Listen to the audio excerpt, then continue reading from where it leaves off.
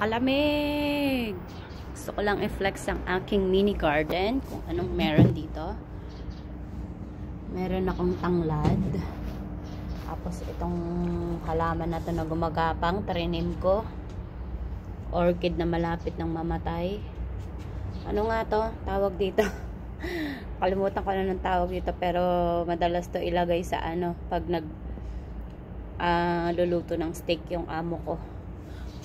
Mabango yan. Yan. Ito, malapit na mamulaklak. Medyo late sila. Kaysa dito. Ito talagang namulaklak na siya. Then, ito pa. Orchids. Orchids.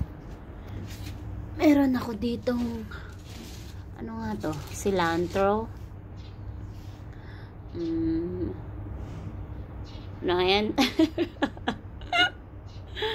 Basta alam nyo na yan. Kalimutan ko anong pangalan. Ito ano daw to, basil, pero ibang ibang variety. Ito Thai basil.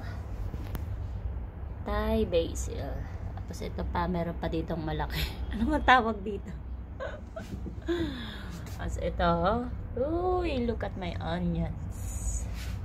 Meron pa dito ang aking sibuyas. Ayun, pinagtatanim ko sila. Growing na siya, guys. Ito kalamansi yata to, pero hindi nagbubunga. Magdadalawang taon na ako sa kanila. Ito avocado daw yan. Yan. Yan ang aming mini garden sa veranda. Lamig. Yun lang. Adieu.